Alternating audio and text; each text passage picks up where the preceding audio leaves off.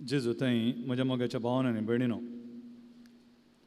कुर्साचो सांजू हांव आध्यात्मीक योगी, स्पिरिच्युअल जायंट, ताका सांत म्हणपा सारून 300 वर्सां आनी ताका पवी सभेचो दोतोर म्हूण पासारन 100 वर्सां समच्या ह्या वखदां ह्या वर्सा नोवेनाच्या नियाळाक शेळयेच्या लग्न उत्सवाच्या जेवणाक आमकां आपयलां म्हणलो विशय विंचला. हें समजचें तर आमी आध्यात्मिकते विशयेन थोडें समजचें.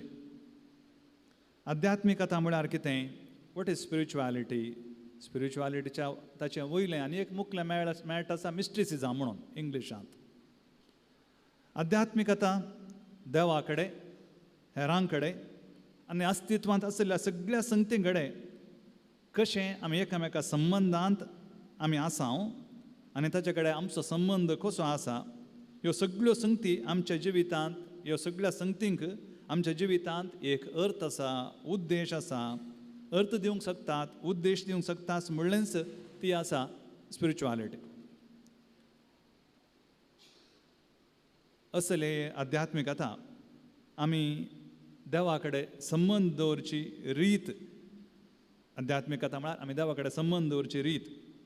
ह्या आध्यात्मिकतेंत धर्म ना. स्पिरिच्युएलिटी हॅज नो रिलिजन. कितें व्यत्यास आसा स्पिरिच्युएलिटी, धर्म आनी स्पिरिच्युएलिटी मदें? धर्म देवाक आराधन करता. आध्यात्मिकता देवा कडेन एक जावंक कत्रेकता, to be one with God. धर्मांत देव तुजे भायर आसा, पूण आध्यात्मिकतेंत देव तुजे भितर आसा. The kingdom of God is within you अशें सांगलां जेजून, न्ही? आमचे भितर आसा. धर्म दुसऱ्या दुसऱ्या पातयेणेच्यांक विंगड करता. हांव हिंदू, तो क्रिस्तांव, तो मुस्लीम, तो पारसी, तो सीख, आमच्या पातयेणे दुसरे दुसरे पातयेणे आशिल्ल्यांक विंगड करता. पूण आध्यात्मिकता ते आमकां सगळ्यांक एक करता. एक दाखलो दिल्यार कळटा. सकाळीं उठून हांगा भोवशा ब्रदर्स मागण्या घेतना ताणें म्हणटात, I have come to thee to take thy touch before I begin my day. कोणाचें कंतारें? क्रिस्तांवान बरयल्लें गे, टागोराचें कंतार. तुज्या विण्याक सबार सुरयो आसात, तांतली एक जावंक हांव आशेतां म्हूण आमी म्हणटा. हांव कोणाचें कंतार तें? रबीन्द्रनाथ टागोराचें. तो क्रिस्तांव गी. भोवशा म्हजो उडास सारको आसा जाल्यार त्या पुला जोडांक उदक कोणें ओतलां, त्या कोणें सोबयलां म्हण खंयचें कंतार म्हणटा हांव न्ही. म्हाका सोबता एक कितपट येना. कोणाचें तें? कनकदासाचें. हांव चिंतां. धर्म आमकां विंगड करता, पूण आध्यात्मिकता सगळ्यांक एकच. आध्यात्मिकता सगळ्यांक एकच. धर्मांत कितें आसा गे म्हळ्यार हेरांनी तांणी भोगिल्लो धार्मीक अनुभव ते वांटूंक पळयतात, पूण आध्यात्मिकतेंत थंयचो तो अनुभव जोडूंक आशेताय. आनी तुजो अनुभव तुका तो अनुभव जोडूंक एकदम अत्रेक आसा, एकदम अत्रेक आसता. धर्म म्हणटाना धर्मांत इल्लें भें आसा. तें पाळी नाटलां कितें जायत गाय, हें पाळी नाटलां कितें जायत गाय म्हणलें. पूण आध्यात्मिकतेंत स्वतंत्र आसा. आध्यात्मिकतेंत स्वतंत्र आसा. आध्यात्मिकता ती भोगणां बरी. कशें? राग, मोग, मोसोर, दूख, बेजाराय, भूक, तान हें सगळें आमी अनुभव करता. तशें आध्यात्मिकता आमी अनुभव करता. चिंत्या एक पटी आमी भजनां म्हणटा न्ही, भजन सिंग करता. एक पटी एकली म्हाका म्हणाली, फादर ते आमची भजनां म्हणटात म्हणून. ते आमची भजनां म्हणटात. भजनां आमची तांची म्हणून न्ही. एक्चुअली भजनां हिंदू धर्मांत भजनां आसात न्ही. आमी ती भजनां म्हणटाना बरें खंय आडटे पांय घालून, कांय धरणीर बसोन दोळे धांपून इट्ट, कांय सुखासनार बसोन भजनां म्हणटाना कांय आमकां एक धार्मीक अनुभव एक जायत समान. भजनां तांची भजनां आमकां सगळ्यांक एकवटायतात. तशें आल्सवासाचीं भजनां म्हणटना आमकां कसलो एक अनुभव जाता पळया. देखून आध्यात्मिकता ती सगळ्यांक एक अनुभव, आमच्या बोकणां बरी आमकां अनुभव दिवंक शकता. ही आध्यात्मिकता आयच्या पयल्या दिसाक नव्यानाच्या नियाळाक आमी आयल्या जाल्यार ही आध्यात्मिकतेन सडाव जावन दादल्या बायलेच्या संबंदांत विवर्सिल्ली आमकां पळोवंक मेळटा. देखून शिडयेच्या जेवणाच्या उत्सवाक मेळिल्लीं भागी म्हणलें आमी आयकलें. हाका पवित्र पुस्तकांत आमकां जायते दाखले, ह्या जायते कडेन हाका उल्लेख आमकां मेळटा. दाखल्याक देवा आनी इस्रायल परचे मदलो संबंद तो सोल्ल्या मुखांत विवर्सिला. पवित्र पुस्तकांत आमकां जायते कडेन सल्लो केल्लो वाचूंक मेळटा. कावनेंट मस्तू कडेन आमकां वाचूंक मेळटा.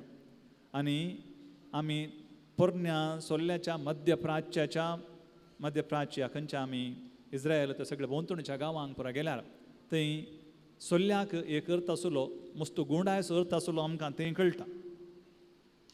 आनी देखून ह्या खातीर देव इस्रायल परच्या मदें आनी आपणा मदें सल्लो केल्लो हें आमकां आब्रामा कडेन सल्लो केल्लो, आदाम कडेन केल्लो, नोये कडेन केल्लो, अशें जायत्या मनशां कडेन देवान सल्लो केल्लो आमकां वाचूंक मेळटा. देखून सल्लो म्हळ्यार आमी खाली एक लिगल डॉक्युमेंट म्हूण मात्र चिंतचें न्ही, पूण थंय हाचे सोवें एक खाजरी संबंध देवा मदें, एका खाजरी जोड्या मदें दादल्या आनी स्त्री मदें कसो संबंद आसा तसलोच संबंद देवा आनी इस्रायल परजे मदें आसलो म्हणलें आमी जाणा जाता. दाखल्याक इजाया देवाक पती म्हणटा आनी इस्रायल परजेक पतीण म्हूण आपयता. तो म्हणटा तुजो रचणार तुजो पती दळबारांचो सर्वेस्पोर ताचें नांव, अशें म्हणून अध्याय 50:4-5 म्हणटा. तशेंच इजाया प्रवादी 60:2 म्हणटा जशें एक तरणाटो एक अवंकार चलये कडेन लग्न जाता तशें तुजो रचणार तुजे कडेन लग्न जाता, म्हळ्यार इस्रायल परजे कडेन लग्न जाता अशें म्हणून आमी वाचता. तशेंच केदळा इस्रायल परजा अविधेय जाली, पातकान पडली, बोंब्या पुजा तांणी केली, त्या वेळा तें अविश्वासीपण तें स्त्रियेन खाजरी भास मोडून तिणें पृद्वारपणान संपडलेल्याक समासम केल्लें, तुलन केल्लें तें आमकां पवित्र पुस्तकांत वाचूंक मेळटा. आमी नव्या सोल्ल्याक आयल्या जाल्यार सांत पावल पवित्र सभेक क्रिस्ताची पतीण म्हणून आपयता. मोगाच्या भावांनो आनी भयणीनो, असलो आध्यात्मिकता म्हळ्यार असली एक ह्या आध्यात्मिकतेचे कितें गुण आयकल्यार मिस्टिसिजम म्हळ्यार असलो एक आध्यात्मीक अनुभव. भोवशा आमची कोंकणी भासच कांय आमकां इल्ली अडसिता कोण ना हें कांय विवरण करच्याक अशें हांव लेखतां.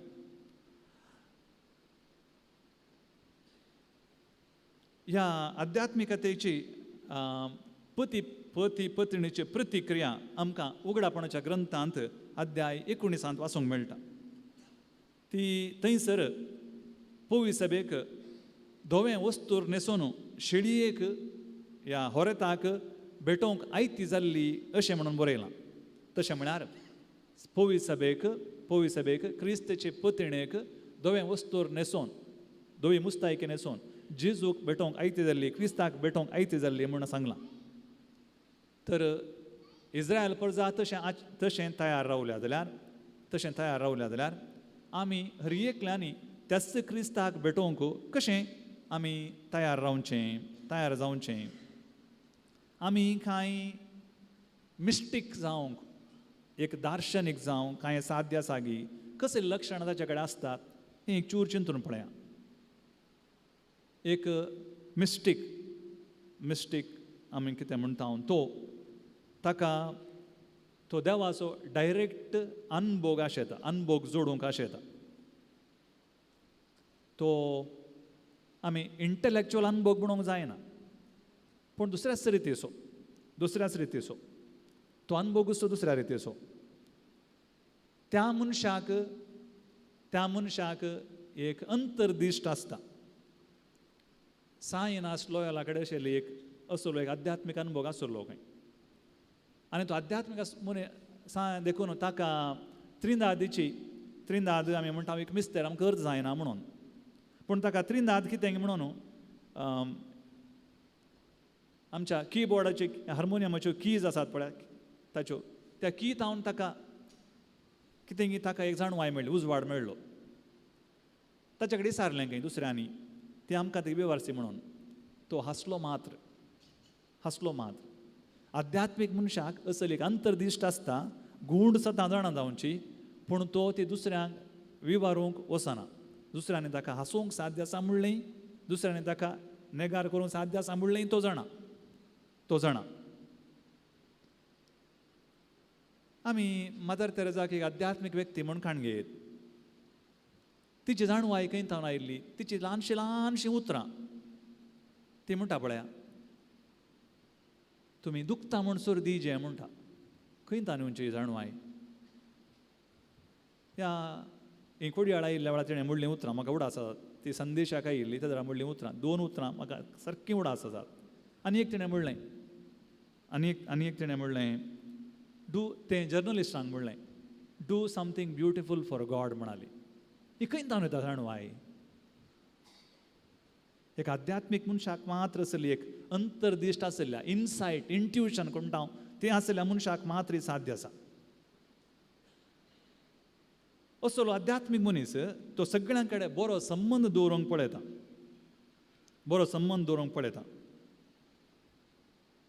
हेरां कडेन म्हळ्यार मनशां कडेन मात्र न्हय सगळ्यां कडेन प्रकृते कडेन मनजाती कडेन किडीं कडेन पत्रां कडेन झाडां कडेन सगळ्यां कडेन देखून सान फ्रांसीस आसिसीक पळया तो सुर्याक म्हजो भाव म्हणटा चंद्रमाक म्हजी भयण म्हणटा आस्वेल आयल्यार आस्वेल ताका काही करेना आस्वेला की तो पटलून धरता आनी मरतना ताची आशा आसली ताका विणगोत्सू धरणीर ताका न्हिदायचें तशेंच मेल्लो तो ताची मरची तशी आशा आसली म्हळ्यार असो अर्थ कितें ताका हर एका संगती कडेन म्हाका एक संबंद आसा असलो एक आध्यात्मीक असो आसता तो मनीस हेरां कडेन बिरमत वांटूंक शकता मोग वांटूंक शकता आनी सगळ्यांचें अशें करचें जाल्यार ताचे कडेन एकांतपण जायचें सॉलिट्यूड म्हणटा आमी तें सॉलिट्यूड जायचें गांधीजी हप्त्यांत एक दिसा मौन रावतालो एक दिसा कोणाय कडेन उलयनासलो आमकां जायत की एक दीस उलयनाशें रावूंक कितलो वेळ उलयनाशें रावूंक ह्या मोबायल आपणनाशें रावूंक जाय एकांतपण ह्या मनशा कडेन कोण आध्यात्मीक उरला त्या मनशा कडेन अजाप पावची सकत आसा म्हणटा आमी इंग्लिशान तो दुसऱ्यो संगतींक पळोवन तो अजाप पावता खंयच्योय संगती जावं ल्हानच्यो संगती जावं पुरो निकोस काझांतझाकीस म्हणलो एकलो बरोवपी आतां ना ताची गॉड्स पॉपर म्हूण एक कादंबरी आसा ती सान फ्रांसीस आसिसा विशयान आनी त्या कादंबरींत एकाडे एक गडीत अशें आसा रातीक आसिसी इगर्ची घांट सरसरी ओडता आनी वाजयता सगळे आसिसचो लोक धांवन आयला खाल इगर्जे कांय उजो पेटलो गे म्हणून आनी पळयतना सगळ्यांनी इतल्यान सोदतात कितें जालां म्हणून आसिसी चोरीच्या मुळांत विचारतात कालें जालें फ्रांसीस कालें जालें कांय ना संद्रेम पळया कितलो सुविता संद्रेम पळया हां तो अजाप पावोंक शकता तो असले मनीस ते आमकां आत्मीक क्रांतिकारी बरे दिसतात खुर्साचो जुवांवूसू तो आत्मीक क्रांतिकारी देखून ताका पयलें गोंयांत भितर ल्हानशें एक जैल आसलें जैल म्हळ्यार तांकां बंद करून दवरचें आसलें उपाद्र करच्या देखून ताका तशें भितर बंदेन दवरलो आनी तो स्पॅनीश भाशेन बारी सुबित्त ताणें पोएट्री बरयल्ली आसा वन डार्क नायट एक काळखी रात आनी तातूंत ताचो आध्यात्मीक अनुभव त्या पदांत त्या गितांत तो वर्णिता एक क्रांतिकारी मनीस मोगाच्या भावांनी भयणीनो आमकां हर एकल्या की ह्या आध्यात्मीकपणाक ह्या मिस्टिसिजमाक वचोंक जाता म्हूण जायना म्हूण कांय ना पूण हांवें प्रयत्न करचे पडटा कशें मौन सांबाळच्यान आमकां कांय मौनपण खाली भायलें मात न्ही भितरलें मौनपण हें सांबाळूंक जायत की आमी आसचेंच गालटाच्या संवसारांत पळयात, आमी आसचेंच गालटाच्या संवसारांत सगळ्यांतल्यान आवाज उणें पावना, कितलो हाय डेसिबल घालो तितलो आमकां संतोश. आमकां खंय मावून हा हा उडास तूं सक्कड बऱ्यो बऱ्यो बरी चिंतना, बऱ्यो कादंबरी, बऱ्यो खाणयो, व्हडली इन्वेन्शनां, संशोधनां ती पुरा सायलेन्सांत सॉलिट्यूडांत उदेल्लीं. एकलो विज्ञानी आमी बरेंकर नांगा गम्मत मारता एका रितीन पळोवंक गेल्यार, संवसारांतल्यो सक्कड सवलतो आमी भोगता, पूण तो विज्ञानी तें एक वखद टेस्ट करचे लायब्ररींत लॅबॉरेटरींत न्हीद कळना अशें थंय न्हीद काडीन अशें तो लॅबांतूच थोडे फावट न्हिदता. कित्याक? ताका तें मावून जाय, त्या दळा मात्र ताका संशोधन करूंक जाता आनी तें आमच्या बऱ्यापणाक पडटा. देखून पयलें आमचे कडेन मावून आसूंक जाय. दुसऱ्यान ध्यान.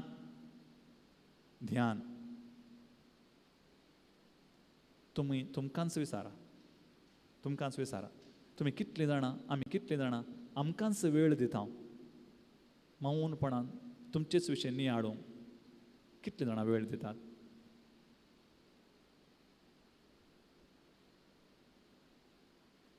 सगळ्या मदें संबंद आसा म्हूण लेखची एक ती सकत आसूंक जाय आमचे कडेन. हां, आमी त्या रुखाकय दुखता, त्या झाडाकय दुखता, त्या किडीकय दुखता, सगळ्यांकय दुखता. देखून कितलें आमकां जाता ताचे कडेन ताका एक जीव आसा. हो, हाका पळोवन हेजे आपोवचें, ताका पळोवन हेजे आपोवचें. त्या पत्राक, उदकाक, झाडांक, फुलांक, मुयांक, सगळ्यांक पळोवन हेजे आपोवचें.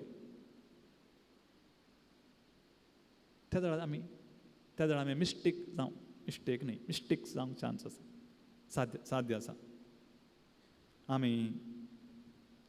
आमी अजा आपोवंक शिकचे सक्कड संगती पळोवन. हांव 2 गणितां दितां, 2 दृश्टांत दितां. सत्य सांगा तुमकां, म्हाका सांगचें ना, तुमकांच सांग. तुमी कितल्या जाणांनी तुमच्या काळजा खातीर देवाक अर्घां दिल्यात? कोणें म्हणी देवा म्हाका इतलें घट्ट काळीज दिलां, 50 वर्सां, 50 आनी 5 वर्सां, 60 वर्सां, 70 वर्सां, 90 इयर्स, हें आनीक घट्टा. हें काळीज पळयात, सादारण काळीज न्ही. खंयच्याय एका पंपा बरी, पंपाचें काम कितें? खंय बांयंत असलें उदक वयर टांकीक पावोवचें. हांगा काळीज, हांगा पंप हांगा आसा, हांगा तकलेक पावोवचें, रगत सोडीचें. खंयचोय पंप तो पाड जाता, ताका रेस्ट जायचे, नातल्यार उलपता. पूण हें काळीज आमी आवयच्या गर्भांत 6 हप्त्यांचे आसतना थावन पिटेक रगत पंप करून सुरू केलां. आनी हांगा पंप करूनच आसा. हाका रेस्ट दिल्यार रेस्ट इन पीस. कोणें तरी तुमी कितल्या जाणां तुमच्या काळजा खातीर अजा पावल्यात पळया, देवाक अर्घां दिलां. कितल्या जाणांनी मोती खातीर देवाक, तुमच्या मोती खातीर देवाक अर्घां दिलां. मूत खंय आसा? मूत वीर युअर मायंड ताका मांडा तागेलें मूत. हाचे भितर मूत ना, हाचे भितर मेंदू आसू. हाचे मेंदू आसचो न्ही, मूत खंय आसा? Where is the mind? No mind. Where is the mind? Brain creates the mind. Where is mind? Mind is everywhere. सगळ्या आमच्या कुडीन सगळ्याक मायंड आसा, सगळ्यांनी मायंड आसा. ताका वायरस, कंप्युटराक तुमच्या वायरस लागता. हे 20 सुपर फास्ट कंप्युटर आसात न्ही, ताचे फास्ट काम करता खंय. आमचो मेंदू. कितल्या जाणांनी आमच्या ह्या मोती खातीर देवाक अर्घां दिल्यात, अजा पावल्यात. वाव, कोलो मेंदू म्हाका दिलाय देवा. ताका वायरस लागल्यार कंप्युटर सगळें क्रॅश जाता. हाका वायरस लागल्यार आमी खंय मार्गान भोवचे पडत न्ही. कितल्या जाणांनी अर्घां दिल्यात. चिंता, तूं आमचेच कूड नियाळ्या, त्या जाणा कळटा आमी कितले अजा पावचे म्हणून. हां, इतलें सक्कड संगती गुमान दिवन इल्लें नियाळ्यार आमकां देवाची महिमा हर एका संगती थंय कळटा. त्या जाणा आमी मिस्टेक्स एक दार्शनीक जावंक साध्य जाता.